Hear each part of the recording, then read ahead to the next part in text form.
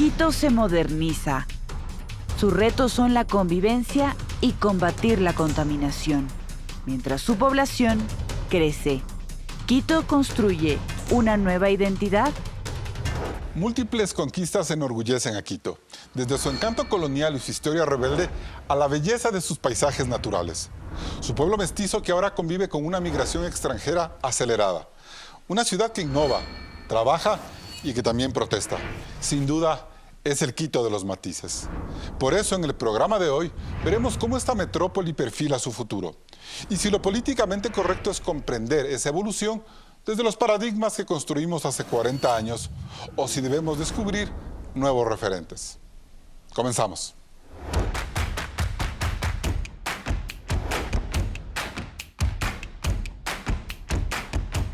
Hoy nos acompañan Juan Carlos Holguín, ex candidato a la alcaldía de Quito y empresario vinculado a las tecnologías y al deporte. Daniela Chacón, ex concejala y ex vicealcaldesa de Quito. Es activista social con enfoque en temas de género. Michelle Oquendo, periodista quiteña, conduce el programa radial Desde mi Visión. Y Alfonso Ortiz Crespo, arquitecto, historiador y cronista de la ciudad entre 2014 y 2016. Gracias por acompañarnos un nuevo domingo a Políticamente Correcto. En el inicio de la semana de celebraciones por las fiestas de la capital de la República, queremos hablar de los grandes desafíos de esta ciudad, que día a día cambia con su gente. Claudia. Carlos, Quito es una ciudad de contrastes. Por un lado, la modernidad la convierte en una gran metrópoli. Por otro, hay zonas que aún no han crecido. Según datos del Instituto de la Ciudad, los servicios básicos se han cubierto casi en su totalidad, por lo que los grandes problemas de Quito son sobre la convivencia, el cómo movilizarnos y la contaminación. Veamos el siguiente video. Quito crece y se transforma, y su modernidad hace que los cambios sean acelerados. Ahora es la ciudad más poblada del Ecuador. En los últimos 9 años creció a mayor velocidad que Guayaquil. 2.700.000 personas habitan la capital. Quito recibe migración nacional que en su mayoría viene de Chimborazo, Cotopaxi y Manabí. Y la extranjera es sustanciosa. Al menos el 40% de la población refugiada está en Quito. En su mayoría venezolanos y colombianos. Las calles son la muestra de que somos más. El tráfico parece colapsar y el comercio informal se multiplica. El sector con más habitantes es Calderón, donde el costo de vida es menor.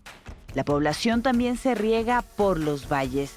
Por eso trasladarse al hipercentro toma hasta 2 horas, en una ciudad donde el 58% usa transporte público, esperando que el metro se inaugure en un año. Cuando este funcione, la avenida 10 de agosto y sus barrios aledaños, ahora en franca depresión, volverían a poblarse. El 16% de la economía va por cuenta del sector público, el resto del privado.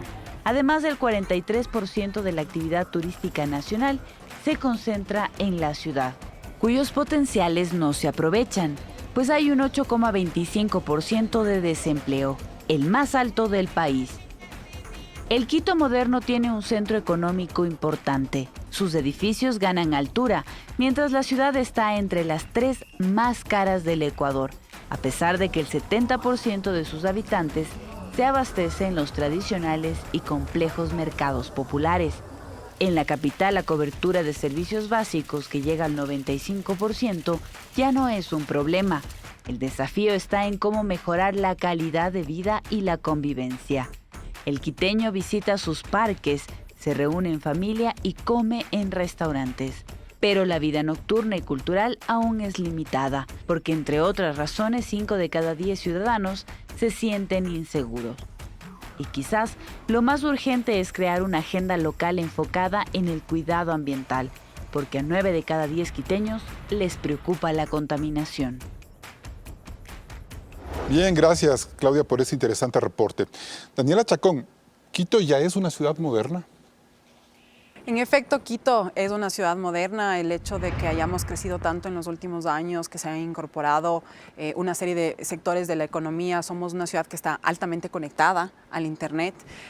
Sin embargo, a pesar de que somos una ciudad moderna, todavía enfrentamos muchos problemas de una ciudad que no ha sabido dar el paso a esa modernidad, ¿no? En temas de medio ambiente, en temas de movilidad. O sea, la modernidad nos cayó encima. La modernidad nos cayó encima, nos cayó rápido. No estábamos 100% preparados, hemos visto cómo la ciudad ha crecido exponencialmente hacia los valles, lo que genera un problema enorme de tráfico y de calidad de vida y de acceso a la vivienda. Y justamente este crecimiento tan fuerte que ha tenido la ciudad, que además no va a parar, Quito va a seguir creciendo, nos demanda pensar en una ciudad que se incorpora a todos sus ciudadanos en su centro más inmediato, ¿no? Y que nos da una mejor calidad de vida. Pero ahorita estamos viendo que hay un vacío en ese centro inmediato, ¿no es cierto?, que se ha despoblado. ¿Cree usted que irremediablemente eso va a cambiar?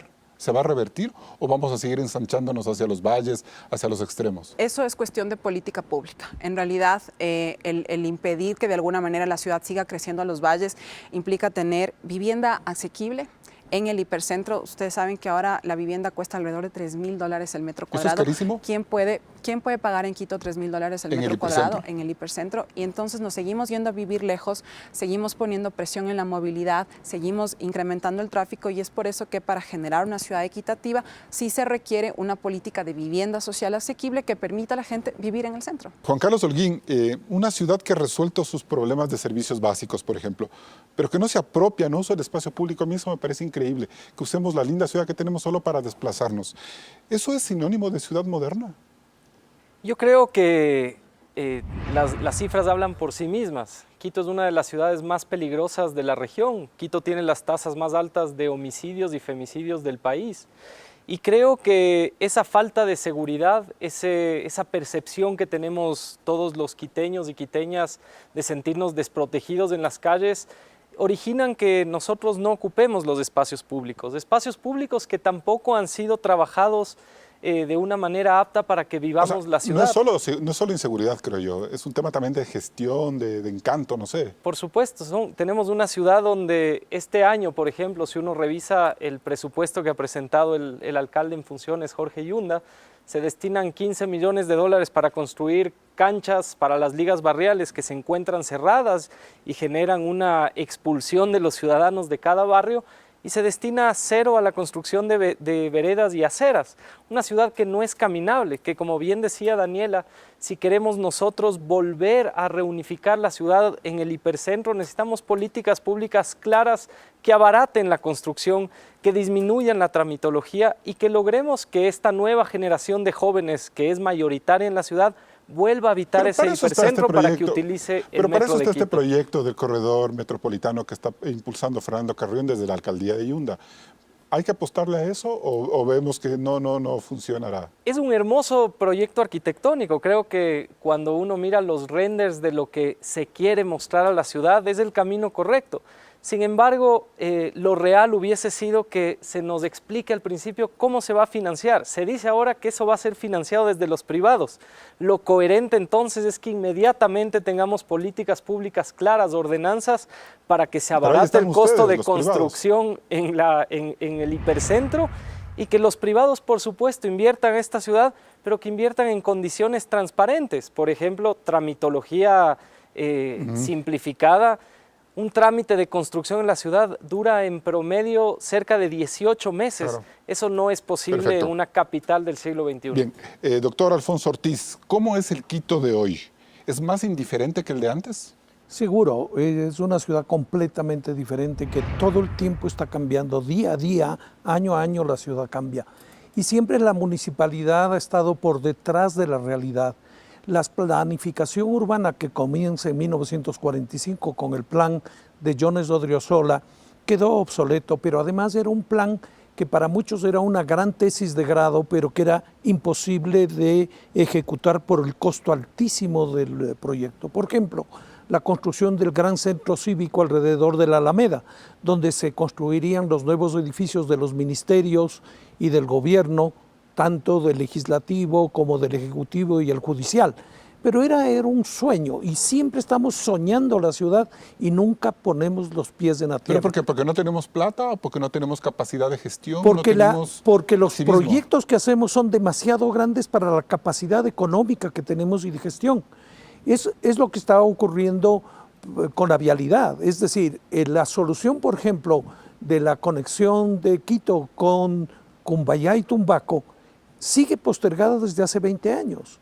No fue posible construir el segundo túnel por cualquier razón, técnica o económica, y seguimos nosotros teniendo ese gran problema de vinculación, igual con el Valle de los Chillos, e igual desde el sur, igual desde el norte, por todas partes. O sea, no estamos poniendo en orden la ciudad.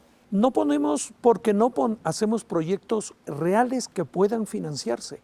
Y el problema es ese, que soñamos grandes proyectos, lo que acaba de decir Juan Carlos Holguín, es decir, grandes renders maravillosos. ¿Y dónde está la inversión privada? Ya se ha negociado esa inversión privada. ¿Qué privado va a hacer?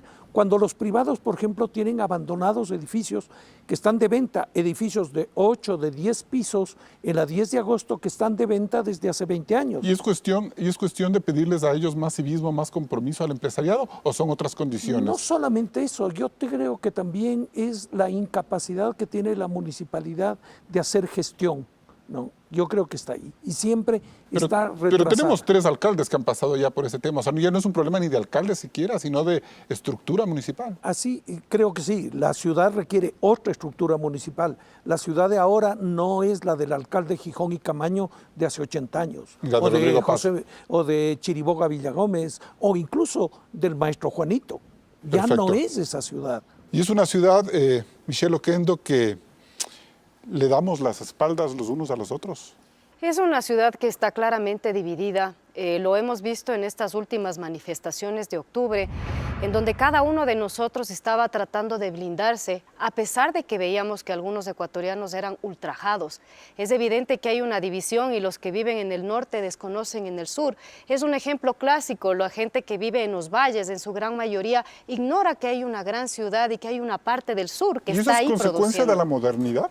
Yo no sé si sea consecuencia... Trabajamos tanto, tenemos poco tiempo para disfrutar de la ciudad, casi no vamos al sur por los problemas de movilidad, los que están en el norte no bajan a los valles, es desconectada totalmente. Fíjate que yo quiero dar un mensaje positivo como quiteños, como ecuatorianos, pero creo que estamos invadidos de miedo.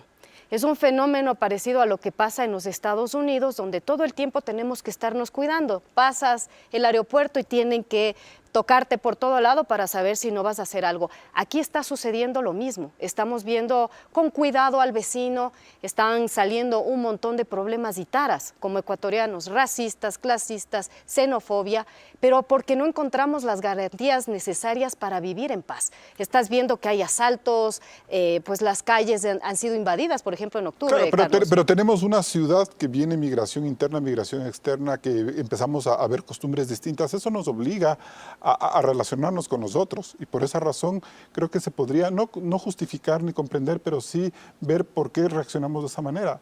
El hecho de ser modernos, como decía Daniela, hasta cierto punto nos obliga a romper esos paradigmas medio parroquianos que tuvimos como ciudad pequeña hasta hace 30 años, no sé. Yo creo que dentro de ese modernismo nosotros y los jóvenes, los millennials ya están conectados a través de las redes sociales y creo que la juventud está aspirando a otro tipo de mundo más global.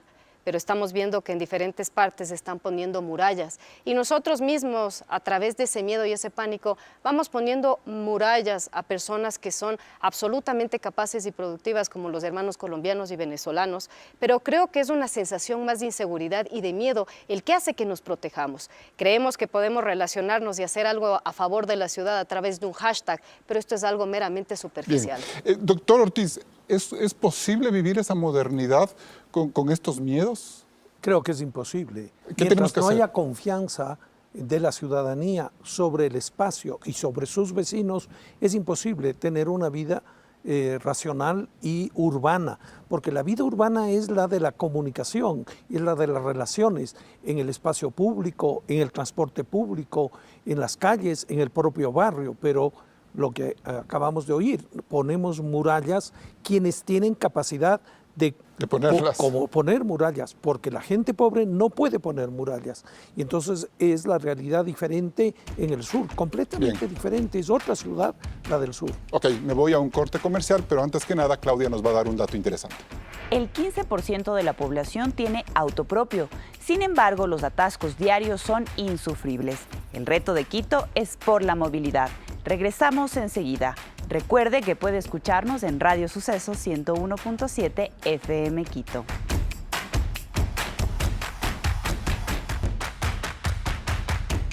Seguimos en Políticamente Correcto. Michelle Oquendo, una ciudad que lee muy poco, porque esa es un poco la radiografía que hasta el 2016 nos presentó el Instituto de la Ciudad. Una ciudad, repito, que lee muy poco, que su vida cultural no termina de consolidarse. Una ciudad con esas características tiene referentes suficientes como para construir o sentirse orgulloso de su capitalidad.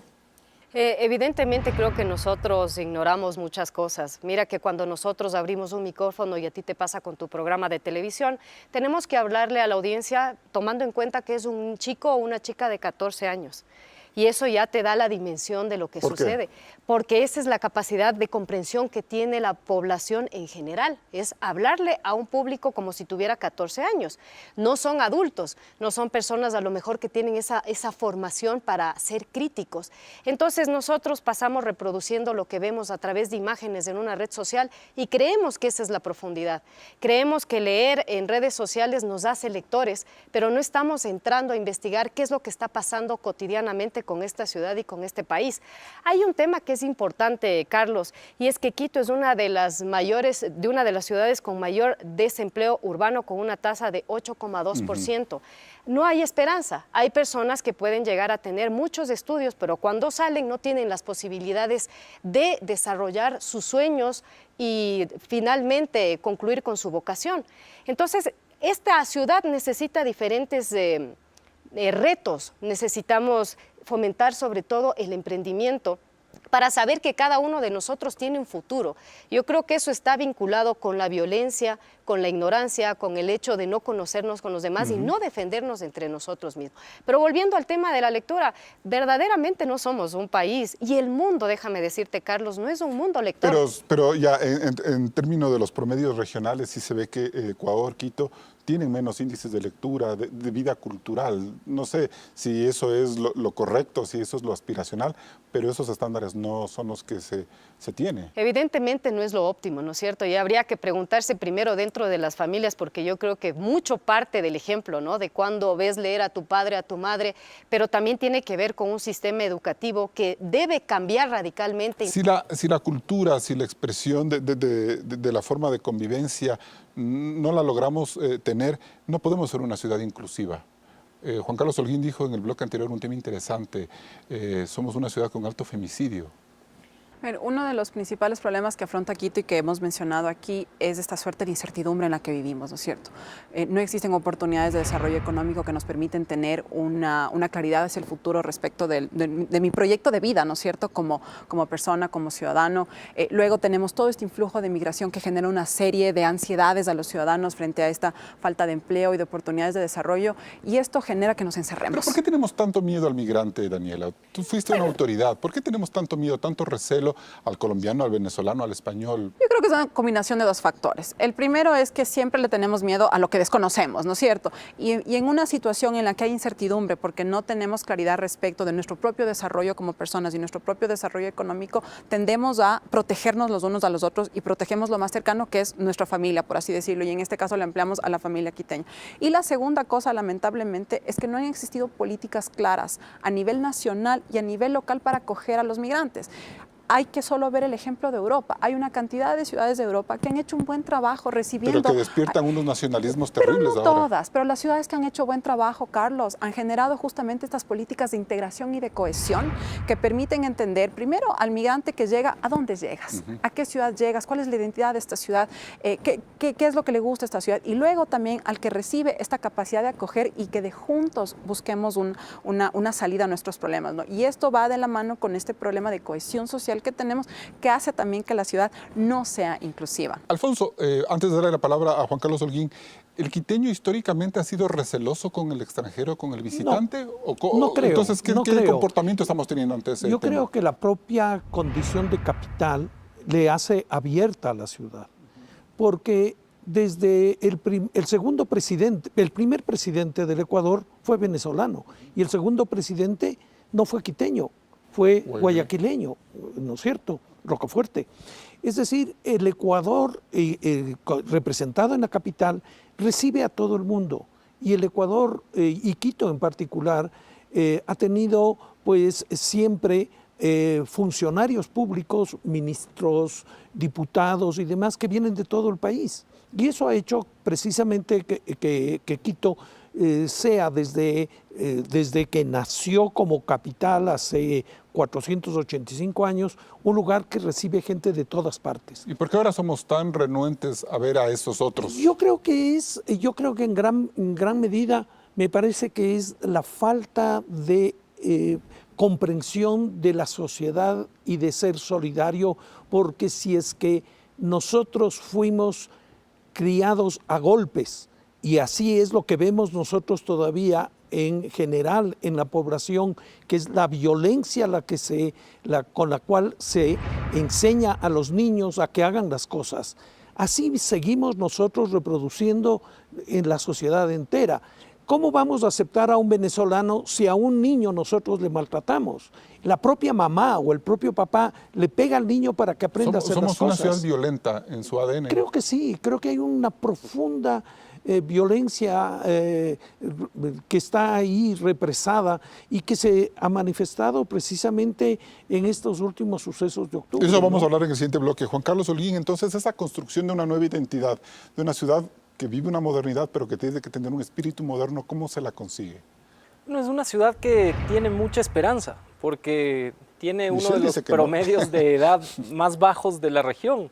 Es una ciudad de jóvenes, es una ciudad... Quito es una ciudad de jóvenes. Por supuesto, y es una ciudad donde, si vamos a lo político, en las próximas elecciones del 2021, más del 57% de quienes van a dar su voto son menores de 35 años, y esa es la esperanza de construcción de futuro. Y una pregunta, solo Pero, me parece curioso sí. este dato. Tú dices que Quito es una ciudad de jóvenes, y una ciudad de jóvenes se adapta a un Quito que su identidad es lo colonial, es la Semana Santa, son las iglesias, es, entre comillas, lo añejo.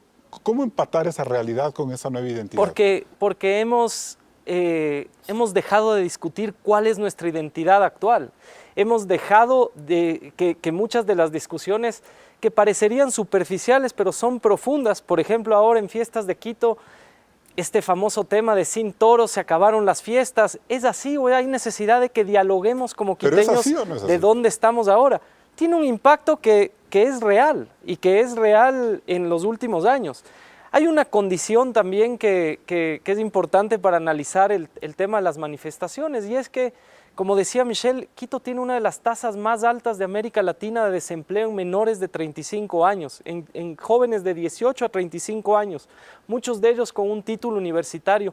¿Dónde estuvieron ellos durante las manifestaciones? Por supuesto que en las calles, claro, Fernanda Carrón dice eso. Toda esa violencia fruto de una ciudad que no da oportunidades. ¿Y dónde está el problema de la migración acá? Porque no es un análisis simplemente de si somos solidarios o no. Como decía acertadamente Dani, hay falta de política pública. Quito no se preparó como capital y el país no pudo prever lo que venía en una ola de migración que en el año 2019, Sí. hasta el mes de julio, 390,000 hermanos venezolanos se quedaron en la capital. Y en unas condiciones muy lamentables. Vemos otras ciudades europeas, como manifestaban mis colegas. ¿Por qué la capital es la que más sufre en una crisis económica? Por su cercanía al Estado. Por lo tanto, una política de acogimiento a la migración no se puede dar en Quito y se tiene que lograr llevar a ciudades que puedan fomentar una cadena productiva hacia la ciudad. Quito tiene problemas enormes ahora y necesitamos soñar en esa esperanza con la gente joven, en teletrabajo, en tecnología y en que tengamos una ciudad con empleo pleno. 30 segundos antes de En irme a ese corte. sentido, a lo que tú dices, Juan Carlos, y lo que sucedió en octubre aquí en la capital, habría que preguntarse si a los jóvenes que tienen entre 18 y 34 años, los políticos actuales les representa. Yo creo que muchos de los jóvenes se unirían a través de redes sociales y tal vez llegaran a otro tipo de concepto de la política y la democracia. Yo creo que es parte de ese descontento de que los jóvenes simplemente ya no se sienten representados. Bien. Y sobre este tema de representación vamos a hablar en el siguiente bloque, luego de que Claudia nos diga otro dato interesante sobre la capital. Carlos, como hemos analizado en este programa, uno de los retos de Quito es combatir la contaminación. Según datos del Instituto de la Ciudad, el 70% de la población no recicla su basura. Necesitamos proyectos y gestión. Regresamos enseguida.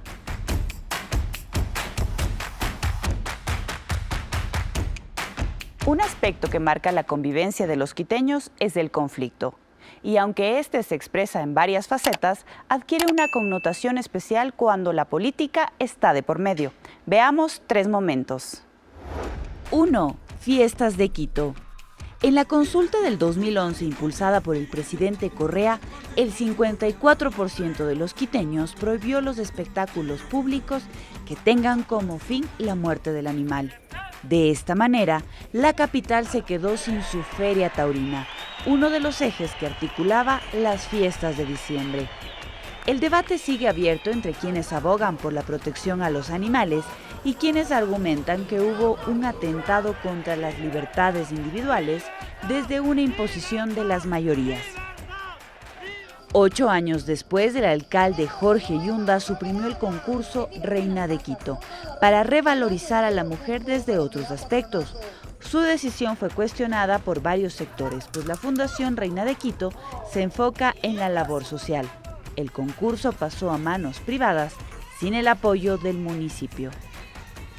2. El fraccionamiento político. En 10 años, Quito ha tenido 3 alcaldes de 3 corrientes políticas distintas. Augusto Barrera de Alianza País, Mauricio Rodas de Suma y Jorge Yunda, quien se proyectó como independiente. En las elecciones de marzo pasado, 18 candidatos quisieron llegar al municipio, diluyendo el apoyo ciudadano a la mínima expresión. Yunda fue electo con el 21,4% de los votos. La ciudad carece de una corriente política sólida que la represente. 3. El paro de octubre. La capital soportó 11 de los días más violentos de su historia. La decisión del gobierno de eliminar el subsidio a los combustibles movilizó a los transportistas y luego a miles de indígenas. El centro de Quito y sus alrededores fueron seriamente afectados por los manifestantes. El vandalismo y los insubordinados encendieron el terror.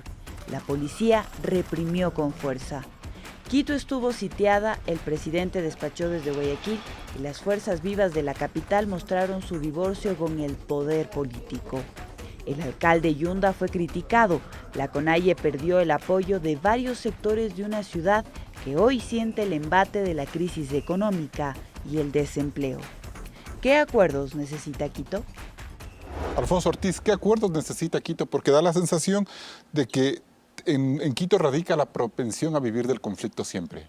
Bueno, el hecho de ser capital trae el conflicto político siempre. No ha sido la primera ni va a ser la última vez que esto se manifieste en la vía pública, en la calle, cuando antes se manifiesta en el Congreso Nacional o se manifiesta en el interior del gabinete junto con el presidente de la República. Es decir, los conflictos políticos siempre van a estar presentes O en los en la partidos capital. que ya no tiene Quito. Claro, lo que pasa es que la ciudad también ha crecido de una manera extraordinaria y la ciudad no ha podido organizarse de una manera adecuada para poder satisfacer una serie de necesidades que tiene la población. Pero a mí sí me llama la atención, por ejemplo, que en torno a las fiestas de Quito haya habido todo un argumento político tan fuerte que han pasado 9 años y no se termina de zanjar, o al menos desde determinados Pero sectores. también, ¿Pero por qué se da eso? Las fiestas de Quito son un invento de hace 50 años, nada más.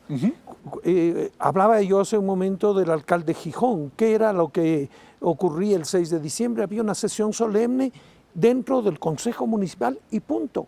La ciudad no festejaba el invento de las fiestas de Quito Fue privado. fue aprovechado por el comercio, por la industria, por el negocio, ¿no es cierto? Era la oportunidad de vender. Es igual que ahora festejamos Halloween y una cantidad de fiestas, el Black Friday, que entonces, hace 10 años no. Entonces, ¿es no había. irrelevante que no haya fiestas en la ciudad? ¿No es un espacio, como dice Roque Sevilla, donde nos encontramos, donde ratificamos una identidad quiteña? No. No, eso era posible en una ciudad que tenía 300,000 habitantes, en donde había confianza, en donde había seguridad. Cuando uno salía a bailar en la calle, sabía que el vecino o la vecina con la que estaba bailando era gente que no le iba a poner a uno en conflictos y en inseguridad. Pero cuando comienza a desarrollarse toda esta campaña de venta de licor, en donde sacaban, probablemente hacían las ventas del año, el 50% de las ventas de licor probablemente se hacían en las fiestas de Quito, ¿no es cierto? Había que aprovechar esa oportunidad y obviamente se va de la mano. Perfecto. Michelle Oquendo, entonces, ¿es irrelevante hablar de los toros o de las fiestas de Quito como un ¿Sabes que espacio de unión o no? la verdad que no? A mí me parece que las fiestas de Quito son una gran oportunidad para atraer turismo a la capital. Finalmente necesitamos consumir, necesitamos hacer un movimiento económico y las fiestas son una gran excusa para eso. Quito tiene una de los centros históricos más hermosos de Quito. Se lo puedes explotar en Semana Santa, por ejemplo. Pero también las fiestas de Quito. Es decir, yo creo que estamos con unas necesidades económicas aquí como para que vengan gente. Más o menos se perdieron 5 millones diarios en las últimas protestas dentro del sector turístico. Yo creo que tenemos grandes oportunidades. Dejando a un lado el tema del alcohol, que nunca vamos a festejar y vamos a decir que eso es bueno. Lo de los toros también, digo, individualmente yo no estoy a favor de las corridas de toro. Honestamente, ¿cómo voy a disfrutar yo que estén matando a un toro inocente y algo sangriento? Este background simbólico que le daba a Quito, la corrida española. Sí, no te voy a negar que tenía su encanto, a pesar de que a mí no me gusta el tema de los toros ni de las corridas de toros, pero yo creo que en la capital hay varias formas para explotar el turismo, pero sobre todo buscar seguridad para que los extranjeros vuelvan acá. Tenemos un centro histórico maravilloso y nosotros como ecuatorianos necesitamos oportunidades para emprender y para que haya un movimiento de dinero. Es decir, creo que ciudades como México, estábamos revisando información, todos los taxistas están aprendiendo inglés. Tú te vas a países como Egipto, que tienen una enorme desigualdad y pobreza. Todos los taxistas te hablan en el idioma que tú quieras. Te ven la cara y te dicen, tú tienes remordido el idioma. Lo que sea. Pero tenemos que aprender a ser más amigables y saber que tenemos enormes oportunidades dentro del turismo y una de esas son las fiestas de Quito. Daniela Chacón, porque no somos amigables, es que somos propensos al conflicto.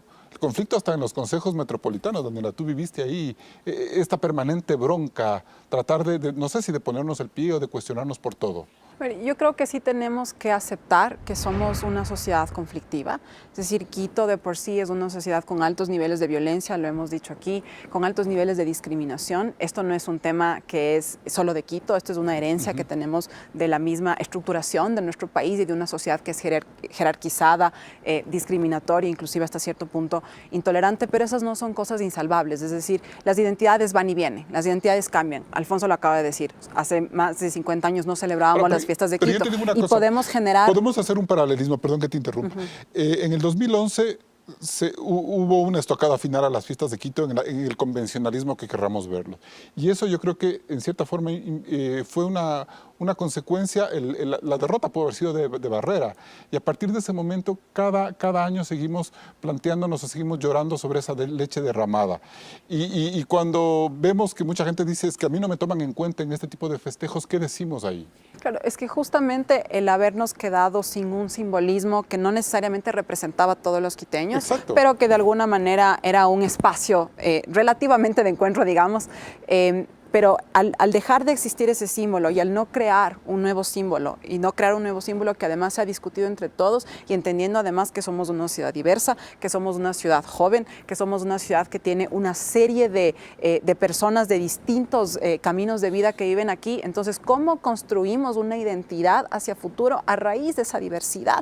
Que además puede ser un atractivo turístico enorme. Fíjense en Nueva York, la esencia de Nueva York es la diversidad y eso es lo que atrae de Nueva York. Quito puede empezar a construir. Yo creo que es un gran pacto social, Carlos. Pensemos, por ejemplo, así como una suerte de esto que se habla del Estatuto de Quito, ¿no? Una asamblea constituyente de Quito, donde los sectores sociales se vuelvan a encontrar, porque además la sociedad civil también se ha perdido en este proceso. Juan Carlos Holguín, ¿y cómo construimos ese pacto social cuando vemos que, como nunca en el paro de octubre y en las elecciones de marzo, vimos una ciudad tan fragmentada por cuenta de los políticos y de las élites y de los medios de comunicación y todo, que no logramos entender hacia dónde va la ciudad? Entonces tenemos el alcalde o el candidato de nuestra preferencia y cuando este llega al poder, el resto le hacemos carga a montón para que no le vaya bien. Se acaba de topar el concepto específico y necesario con urgencia para la ciudad y es el estatuto autonómico. Es una oportunidad de oro que tiene esta ciudad para poder encontrarse a sí misma, para poder responder a todas las necesidades que tenemos en esta modernidad. Así de burocráticos somos. Es que no es un tema de burocracia, O sea, es una evento, herramienta democrática que nos permite tener una ruta donde exista verdaderamente un plan social y un pacto social. Caso contrario, esta ciudad, por liderazgos políticos que han sido completamente desastrosos para la ciudad, se funda cada 4 años. El alcalde siguiente llega, dice que todo lo anterior no sirve. Pero nosotros y hemos tenido solo un proyecto que coincidentemente ha marcado los números en debacle de los 3 últimos alcaldes, incluyendo a este, que está recién empezando, pero tiene muchas críticas, que es el Metro de Quito. Claro.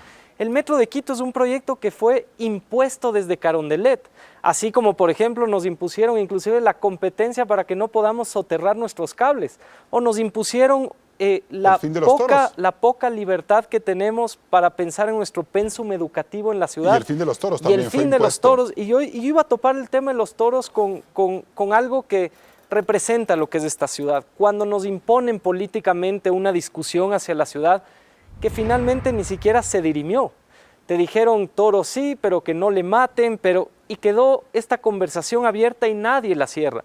Por eso un estatuto autonómico que tenga un plan de discusión en la ciudadanía durante 10 meses y que nos lleven los 2 últimos a un proceso de consulta popular donde inclusive se pongan ahí preguntas que tienen que zanjarse de una vez por todas. Si se acabaron los toros, se acabó la discusión. Te interrumpo, Juan Carlos. Seguimos hablando del estatuto de la ciudad luego de este corte comercial, pero antes Claudia nos da un nuevo dato interesante.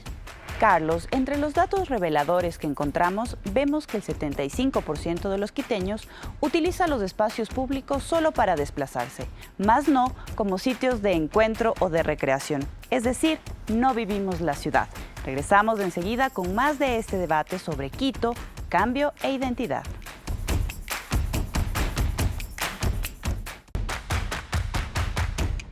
Seguimos en Políticamente Correcto. Juan Carlos Holguín, tú planteas la necesidad de emprender de que este estatuto autonómico sea el espacio de conversación, pero Quito en este momento está preparado para ello, luego de ver la crisis nacional de octubre, que en cierta medida se volvió más dramática por la particularidad de fraccionamiento político que vive la ciudad.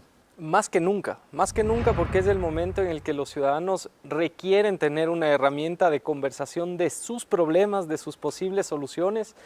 Y como dije antes, esta es la herramienta idónea y es una gran oportunidad para la ciudad.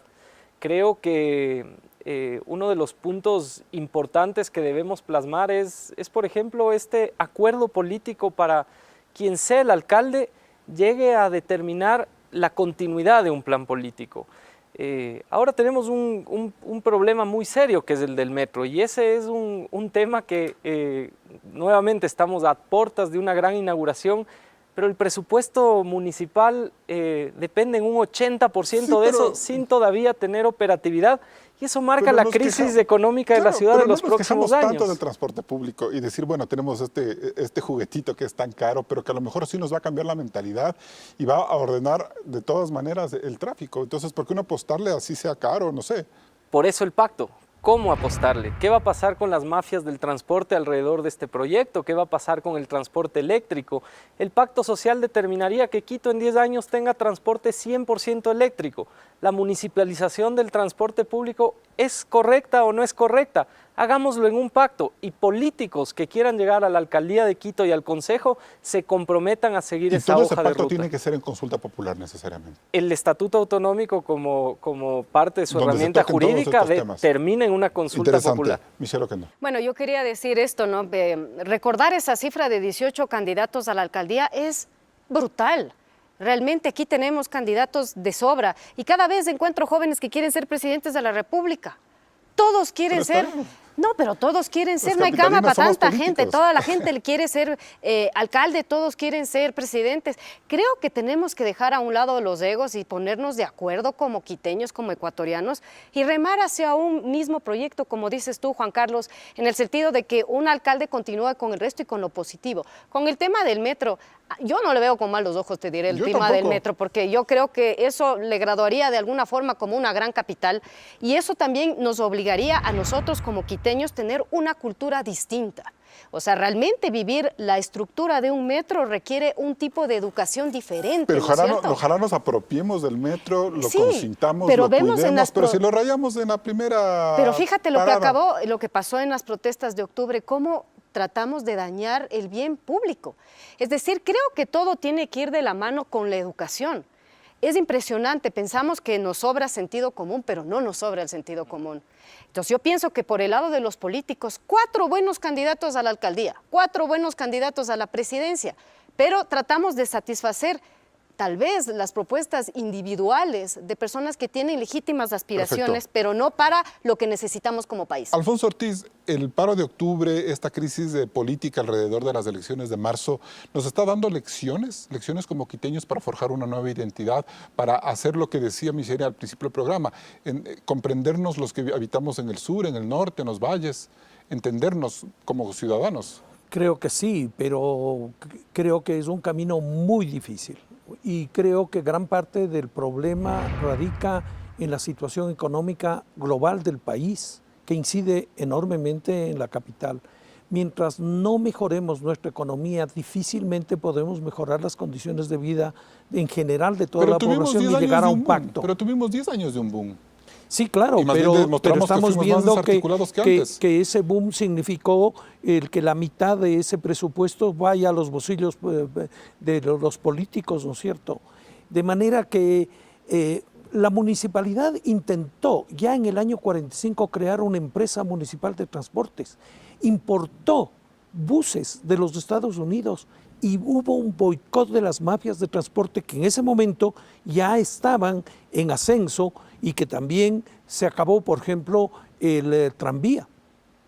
Es decir, en el mismo año que se terminó el tranvía, que fue el año 49, donde dejó de circular el último tranvía, fracasó la empresa municipal de transportes que creó Gijón y Camaño, un gran alcalde de Quito, y las compañías de transporte particular fueron las que dominaron todo, hasta que el alcalde Mahuad salió a la calle a defender el proyecto del trole. Pero solamente ahí, es decir, estamos hablando de 50 años más tarde que el municipio comenzó a recuperar el control del Pero dada transporte. la fuerza que ha tenido el transporte privado, lo que usted llama unas mafias, bueno, esta organización, esta economía alrededor del transporte privado en Quito, que es fuerte, que tiene presión política, lo hemos visto, no podemos dejar de contar con ellos para el paso que propone Holguín. Es que hay que contar con ellos ¿Cómo para los crear una municipalizamos? empresa pública de transporte Con ellos. en donde los propios transportistas sean accionistas de esa empresa pública. Esa es una Sería la opción. única solución. Pero no podemos entonces tratar de pensar en un metro, que es un proyecto tan caro, tan delicado, tan poco sostenible, si es que no atacamos ese problema primero. Claro, de hecho, si es que no tenemos claro cómo va a funcionar todo el sistema, ¿no es cierto?, el metro no va a cumplir sus objetivos. Bien, Daniela, en ese sentido, entonces, del conflicto podemos sacar lecciones. Absolutamente. Yo creo que una de las cosas que revela el conflicto es que esta incapacidad de ponernos de acuerdo, ¿no es cierto? Y la necesidad absoluta de encontrar estos hitos y estas lecciones que de alguna manera nos unen. Y yo creo que lo que todos nos une en Quito es que todos queremos vivir en una ciudad con calidad de vida. Yo creo que todos amamos la ciudad. Y yo creo que estos son factores que realmente se pueden explotar justamente para empezar a derrumbar estas divisiones sociales que las venimos acarreando de mucho tiempo atrás. atrás, pero que claramente hay una oportunidad. Es decir, yo creo que todas estas nuevas cosas que están pasando en la ciudad, la misma llegada del metro, los cambios políticos, una ciudad que es cada vez más joven, son oportunidades para generar estos espacios de encuentro que nos permiten cerrar esas brechas sociales. ¿Y qué hacemos con el tema que más le preocupa a la ciudad, que es el ambiente, el medio ambiente? 9 de cada 10 quiteños tienen miedo de morir contaminado con esta ciudad. Y vemos que en las discusiones hablamos de los subsidios, de los partidos políticos, del metro, pero no hablamos de lo esencial. Pero son dos cosas, Carlos. La una es voluntad política, que esa necesariamente viene desde lo público, y lo otro son nuestras decisiones. Fíjate que el 80% de los viajes que se hacen en transporte privado en la ciudad son de menos de 5 kilómetros. Eso quiere decir que esos viajes yo los puedo combinar, los puedo hacer caminando, los puedo hacer utilizando la bicicleta, los puedo hacer utilizando el transporte público. Obviamente que hay que mejorar el transporte público, pero también hay un rol de corresponsabilidad ciudadana. En esta ciudad de nadie qué usa es lo bicicleta. que los quiteños hacemos para cada decisión que nosotros tomamos todos los días. Cómo esa decisión que yo tomo afecta a mi entorno. Cómo el no parar en el paso cebra afecta a mi entorno. Cómo el ser violento en las calles afecta a mi entorno. Entonces, yo siempre tengo una frase que digo: si cambias tú, cambia la ciudad. Porque el poder está en nosotros y no en las autoridades. Doctor Ortiz, usted que es un historiador, ¿cómo hacemos ese cambio? ¿Cómo podemos autoeducarnos, ser como, no sé, como entender la ciudad y convivir mejor? Yo creo que en parte es del propio sistema educativo y la educación desde el hogar y desde la escuela y todo el sistema educativo. O sea, tenemos que matar a una persona por entrar a toda fuerza a la Universidad Central en ese centralazo. Claro. ¿Eso no es el síntoma más deteriorado de la convivencia en Quito? Claro, y el que hace cola por la izquierda para ganarnos a todos los imbéciles que estamos ordenadamente esperando que cambie el semáforo para curvar, ¿no es cierto? Pero volviendo a lo del metro, yo pienso, ¿cuál es la solución, por ejemplo, para los valles si el metro funciona como está funcionando? Todos los días vienen, no sé, 80,000 automóviles desde los valles o 100,000 automóviles desde los valles desde el Valle de los Chillos y de Cumbayá a Tumbaco al centro. ¿Dónde dejan esos automóviles? Yo, por ejemplo, vivo en Tumbaco. Yo no puedo tomar transporte público por más que quisiera, porque me demoro 2 horas en llegar a mi sitio de trabajo y probablemente no puedo ir con mi computadora o con mi celular porque tengo el riesgo de que me roben en el hacinamiento de los buses. ¿Cómo hacer? ¿No es cierto? Van a llegar 100,000 automóviles a la ciudad. ¿Y dónde se dejan esos automóviles para tomar el metro? No se han creado, por ejemplo, grandes playas de estacionamiento. Bueno, y eso hay que tenerlo en cuenta desde la alcaldía. ¿Dónde estaciono yo mi automóvil cuando he llegado de Tumbaco a Quito? Perfecto. Bien, nos vamos a un siguiente corte comercial y seguimos con las conclusiones.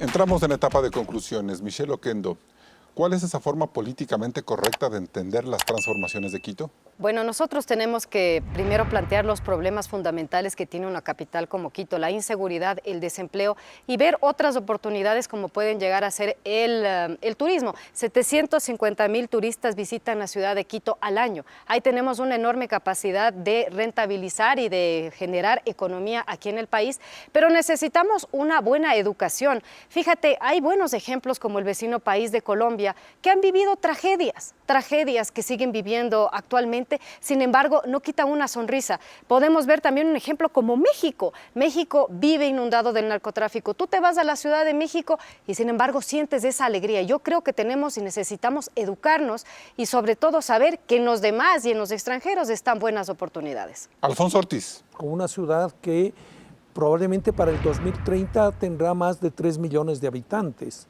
Si es que no hacemos una planificación racional y cambiamos la estructura administrativa y de planificación de la ciudad, no vamos a encontrar una solución. La participación ciudadana tiene que ser parte fundamental de este proceso, en donde la educación también, desde los niveles primarios, desde la casa y demás, hagan ciudadanos que vivan y que gocen la ciudad, pero que entiendan que el vecino, el que está al frente, el que está al lado de uno en el bus, es parte de esta sociedad en donde debemos aprender a convivir y mejorar para el desarrollo de todas las generaciones que vienen en el futuro. Daniela Chacón, ¿qué es lo políticamente correcto?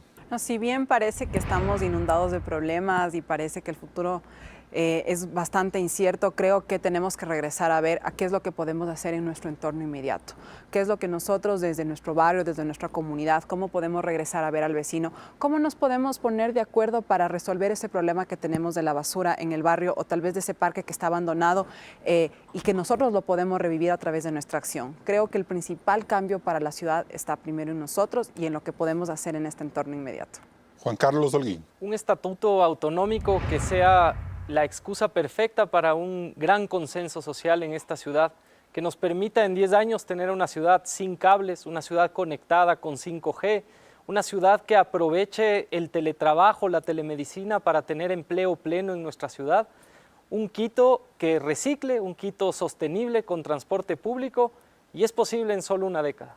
Y bien, este ha sido un programa de ideas y de reflexiones para entender a este Quito tan cambiante, que por su condición de metrópoli hace frente a múltiples desafíos. Pero más allá del deterioro de la economía o del tumbo en tumbo por el que va la política capitalina, hay problemas que debemos enfrentar con decisión y unidad. Uno de ellos es la contaminación ambiental, de la que todos hablamos, pero hacemos muy poco para reducirla. O de la necesidad de que Quito recupere su espacio público para revitalizar su arquitectura y sus paisajes. Si no nos esforzamos por hacer de cada rincón de esta ciudad un espacio bonito y vivo, difícilmente podremos reencontrarnos y redescubrirnos como los capitalinos de los nuevos tiempos. Hasta el próximo programa.